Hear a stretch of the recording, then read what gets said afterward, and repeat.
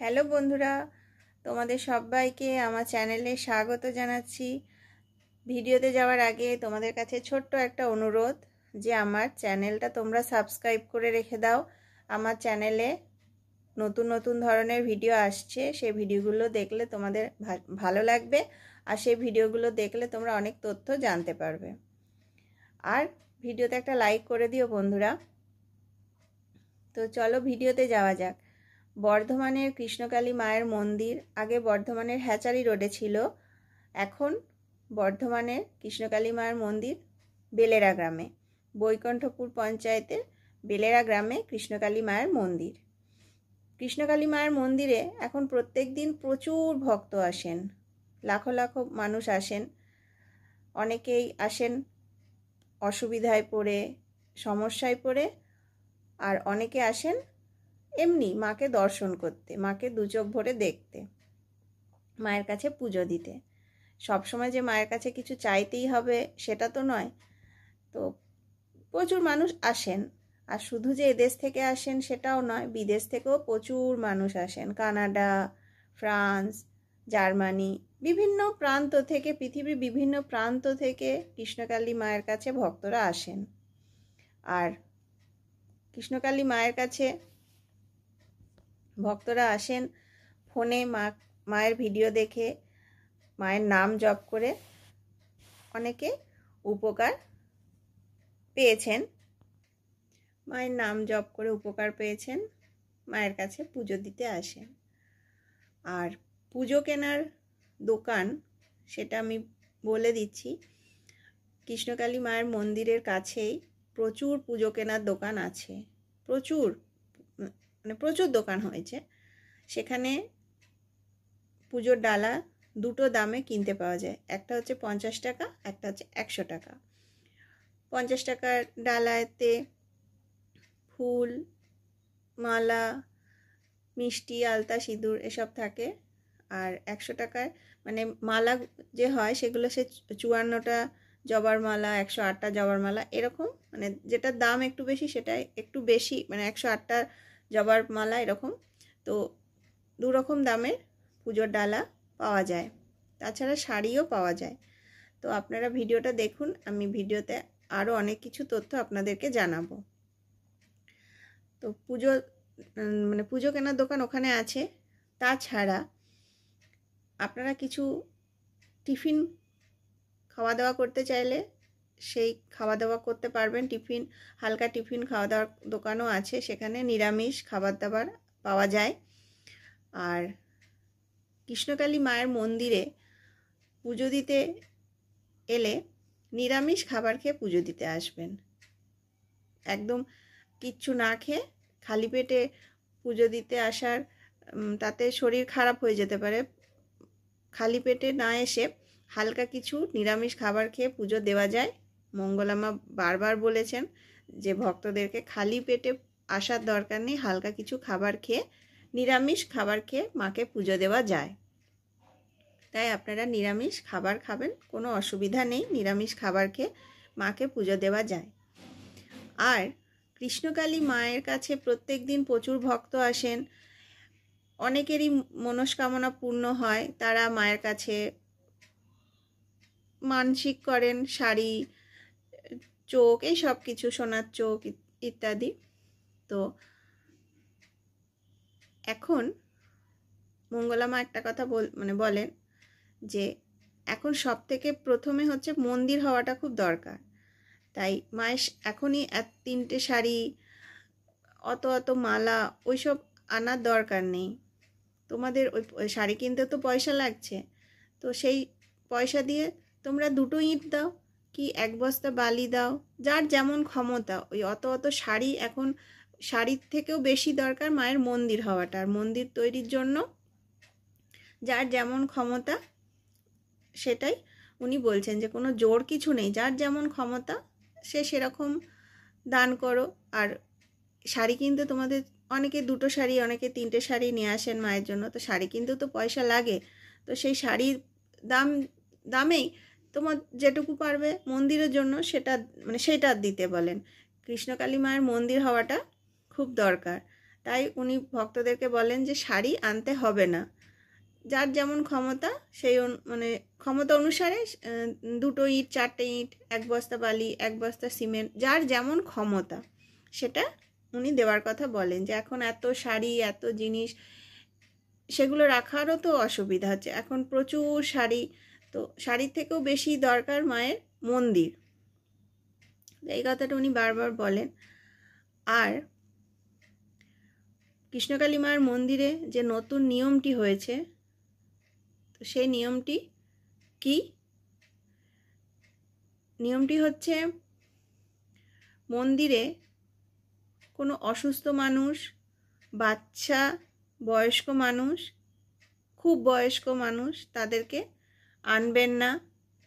এই গরমে তাদের কষ্ট হবে, প্রচণ্ড গরম পড়ছে, এই গরমে তাদের কষ্ট হবে, তাই মন্দিরে কোনো অসুস্থ মানুষকে আনবেন না। কোনো বাচ্চা, একদম ছোট্ট কচি বাচ্চা, খুব বয়স্ক মানুষ তাদেরকে আনবেন না। তাদের বাড়ির একজন এসে মায়ের কাছে পুজো দিয়ে যাবেন তাদের নামে, তাতেও উপকার হয়। মনে বিশ্বাস থাকলে দূর থেকে মাকে ডাকলেও ফল পাওয়া যায়। যে মায়ের কাছে গিয়েই মাকে ডাকতে হবে সেটা নয়, নিজের বাড়িতে বসে মায়ের নাম জপ করেও উপকার হয় যদি মনে বিশ্বাস থাকে। মনে বিশ্বাস থাকলে দূর থেকেও ফল পাওয়া যায়। তাই অসুস্থ মানুষকে এনে তাকে কষ্ট দিয়ে অনেক সময় অসুস্থ মানুষকে অ্যাম্বুলেন্সে করে মন্দিরে নিয়ে আসেন ত্রিশূল ছোঁয়ানোর জন্য, সেটা একদম করবেন না। উনি মঙ্গলামা বারবার বারণ করছেন, কোনো অসুস্থ মানুষকে আনবেন না মন্দিরে। খুব বয়স্ক মানুষ, বাচ্চা, মন্দিরে তাদেরকে আনবেন না। তাদের বাড়ির লোক এসে তাদের নামে মায়ের কাছে পুজো দিয়ে যাবেন, তাতেও ফল পাওয়া যায়। আর বাড়িতে বসে মায়ের নাম জপ করুন, তাতেও ফল পাওয়া যায়। বাড়িতে বসে ভক্তি ভরে মাকে ডাকুন, আপনি অবশ্যই ফল পাবেন। কৃষ্ণকালী মাকে বাড়িতে বসে ডাকলেও ফল পাওয়া যায়।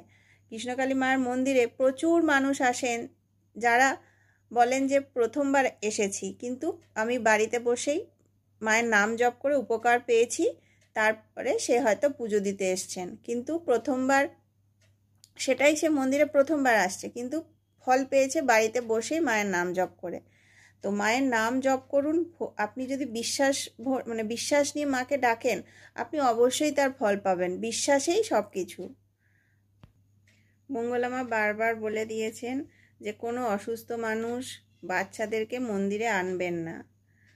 আর তাদের বাড়ির একজন এসে মায়ের কাছে পুজো দিয়ে যাবেন তাদের নামে, তাতেই কাজ হবে। আর কৃষ্ণকালী মায়ের মন্দিরে প্রত্যেক দিন প্রচুর ভক্ত আসেন, কিন্তু সোমবার দিন কিন্তু ত্রিশূল ছোঁয়ানো হয় না। ত্রিশূল ছোঁয়ানো সোমবার দিন বন্ধ, সেই দিন ত্রিশূল গণ্ডি করা থাকে। আর ত্রিশূলে অলৌকিক ক্ষমতা আছে, ত্রিশূল একবার কপালে ঠেকালে তার ভালো হবেই। তাই সেই ত্রিশূল ছোঁয়ানোর জন্য প্রচুর মানুষ আসেন, দূর দূরান্ত থেকে আসেন। ওই অলৌকিক ত্রিশূল, ওই অলৌকিক ক্ষমতা আছে ওই ত্রিশূলে, ওই ত্রিশূল ছোঁয়ালে ভালো কিছু হবেই। তো তাই প্রচুর মানুষ আসেন প্রত্যেক দিন কৃষ্ণকালী মায়ের মন্দিরে ত্রিশূল ছোঁয়াতে। সোমবার দিন কিন্তু ত্রিশূল ছোঁয়ানো হয় না, সোমবার দিন ত্রিশূল গণ্ডি করা থাকে। সোমবার দিন মন্দির খোলা থাকে, মায়ের পুজো হয়, কিন্তু ত্রিশূল ছোঁয়ানো হয় না, ত্রিশূল ছোঁয়ানো বন্ধ। সেদিন ত্রিশূল গণ্ডি করা থাকে। আর বর্ধমানের কৃষ্ণকালী মায়ের মন্দির কিভাবে আসবেন? যারা ট্রেনে করে আসবেন, বর্ধমান স্টেশনে নেমে টোটোকে বলতে হবে যে কৃষ্ণকালী মায়ের মন্দির। সব টোটোই চেনে, টোটো যাবে, টোটো নিয়ে যাবে আপনাকে। আর টোটো ভাড়া কত?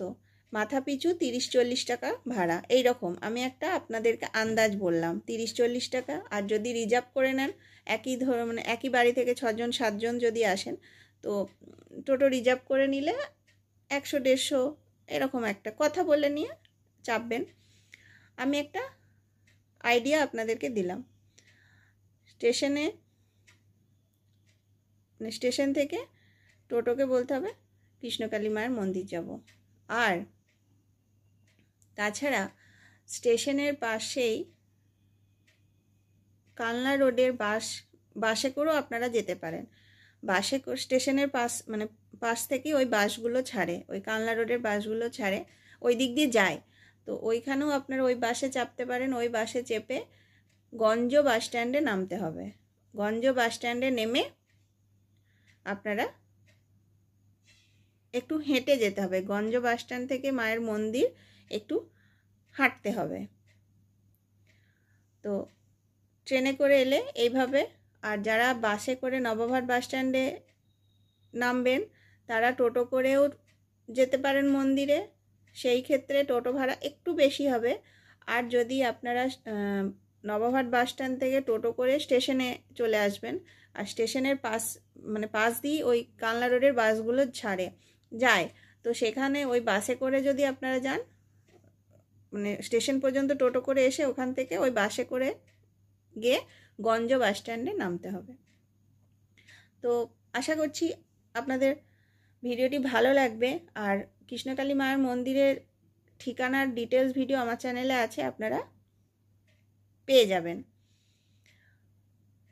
আর যারা 4 চাকা 2 চাকা নিয়ে আসবেন, গাড়ি রাখার খুব ভালো ব্যবস্থা আছে, পয়সা দিয়েই, কিন্তু অনেক বড় জায়গা, সেখানে গাড়ি রাখার খুব ভালো ব্যবস্থা আছে, কোনো অসুবিধা নেই। কৃষ্ণকালী মায়ের মন্দিরে প্রচুর ভক্ত আসেন, আর কৃষ্ণকালী মায়ের নাম জপ করে উপকার হয়। অনেকেই 2 দিন 3 দিন জপ করেছেন, তাতেই উপকার পেয়েছেন।